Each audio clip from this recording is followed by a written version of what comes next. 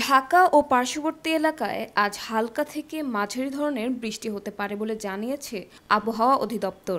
ঢাকার আকাশ আংশিক মেঘলা থেকে অস্থায়ীভাবে মেঘলা থাকতে পারে। সোমবার ৭ জুলাই সকাল ৭টা থেকে ওয়ালটন এখন দেশের সীমানা পেরিয়ে পৌঁছে গিয়েছে ৫০টিরও বেশি দেশে।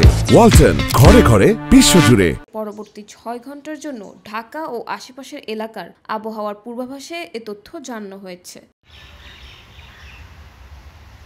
পূর্বাভাসে বলা হয়েছে, ঢাকা ও পার্শ্ববর্তী এলাকায় আজ আকাশ আংশিক মেঘলা থেকে অস্থায়ীভাবে মেঘলা থাকতে পারে। এছাড়া এসব এলাকায় হালকা থেকে মাঝারি ধরনের বৃষ্টি হতে পারে। দক্ষিণ বা দক্ষিণ পূর্ব দিক থেকে ঘন্টায় ১০ থেকে ১৫ কিলোমিটার বেগে বাতাস প্রবাহিত হতে পারে। দিনের তাপমাত্রা অপরিবর্তিত থাকতে পারে।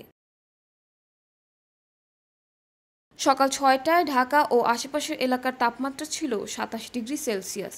বাতাসের আর্দ্রতা ছিল ৮৭%। আজ সূর্যাস্ত যাবে সন্ধ্যা ৬টা ৫০ মিনিটে। আগামীকাল মঙ্গলবার সূর্যোদয় হবে ভোর ৫টা ১৭ মিনিটে। গত ২৪ ঘন্টায় ঢাকা ও আশেপাশের এলাকায় ২ মিলিমিটার বৃষ্টিপাত রেকর্ড করা হয়েছে।